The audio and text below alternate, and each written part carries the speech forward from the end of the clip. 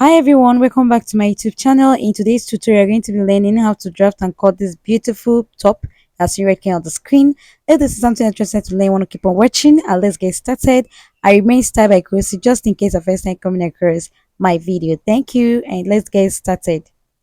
From the shoulder line, come down by your bust point. Mine is 9.5. My under bust is 12.5. And my waistline is 15 inch. But for the sake of this tutorial, I'll mark 16 inch. That means I added extra 1 inch to it. So I'll repeat the same thing on the other side. After marking, I'm going to make a straight line using my ruler. After making a straight line across, I will also label. So the first line will serve as my bust point, second line under bust, and third line is the waistline.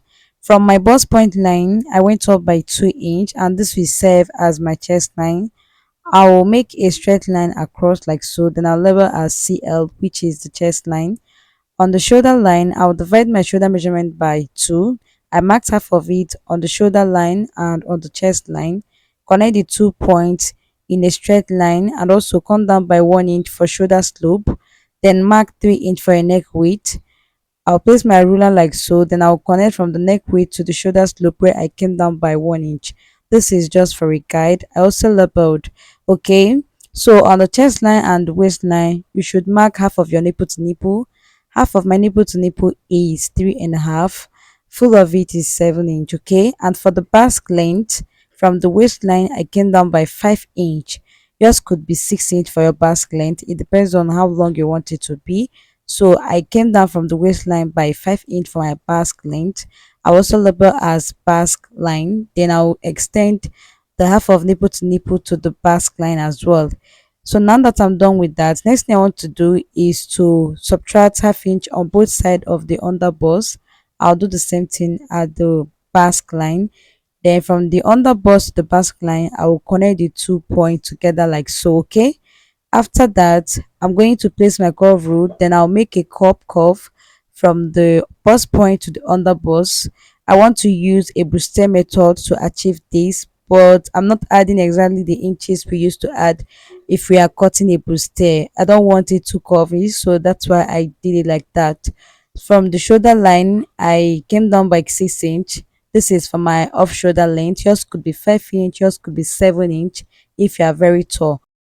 I also went ahead to label, so after extending the line to meet the new chest line, I also subtracted half an inch on both sides of the new chest line. Then I will connect from that point to the bust point. Can you see? So this will now give us the bustier shape. Alright, so the next thing I did was to mark quarter of the bust measurement at the chest line and also replace the dart and seam allowance of 1.5 inch.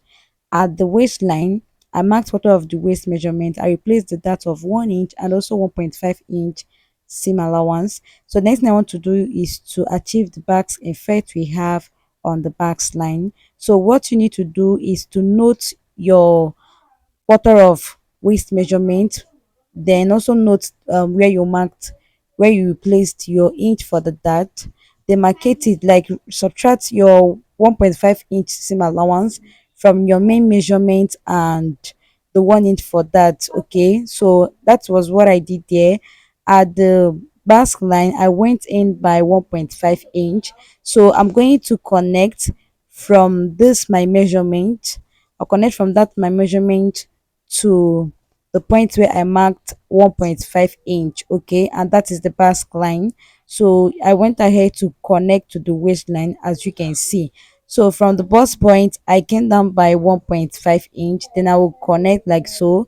So this is serve as my bust that. Okay, and on the new chest line, I came down by 1 inch. I want to make a sweetheart neckline, and that is how deep I want it to be.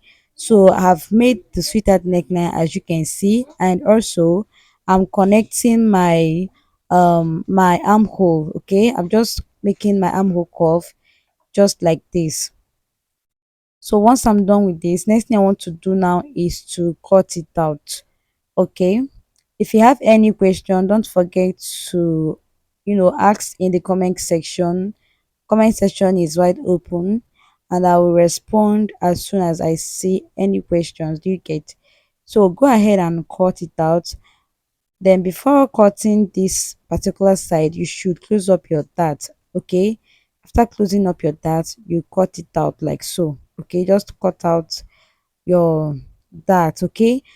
So before connecting my basque shape, I was supposed to close up the dart before connecting it. So because I didn't do that, that was why I had this excess. So what I did was to merge it and cut out the excess. So I will have equal length on the other side. You can see what I did here. So I labeled as front. So this is what we have here for the front. We are going to cut the back piece. For the back piece, go in by 1.5 inch for zip allowance. Then after marking, connect a straight line like so. You should use your pattern paper to draft first before transferring to your actual fabric. Alright. So now that I'm done connecting the straight line for the zipper allowance, the next thing I did was to place the side front to the side back pattern. You place it like so, then fold in your basque shape. You can see I already did that. So the next thing I did was to trace the armhole and the side, then extend a straight line. This will serve as the straight neckline we have at the back. So the next thing I did again was to, mark half of nipple to nipple. I already said mine was 3.5. I've marked it, and I will also subtract half inch on both sides of the waistline, and from that upper line there I came down by 1.5 inch. So that is where I'll start connecting to. I'll just connect from there to meet the half inch I marked on both sides. So let me retake the measurement. I have marked quarter of my bust measurement plus 1.5 inch seam allowance, and on the waistline I have marked quarter of the waist measurement. Replace the dart plus 1.5 inch seam allowance. So I will need to remove a little excess from the bust area because my dart didn't start from the bust line, so I didn't have any dart there. That's why I'm not replacing any inch for that. Okay, that's why I have the excess as well. All right, so to avoid zipper baldness after sewing this dress, just go in on the waistline at the zipper allowance side by half inch, then you connect like so, then go ahead and label as back and cut it out just like you see me doing here. So I've gone ahead to cut out and have placed the side front. You can see what we have here after it's done. So guys, we have come to the end of today's tutorial. Thank you so much for watching. You can now go ahead and transfer to your actual fabric and sew. Thank you and bye.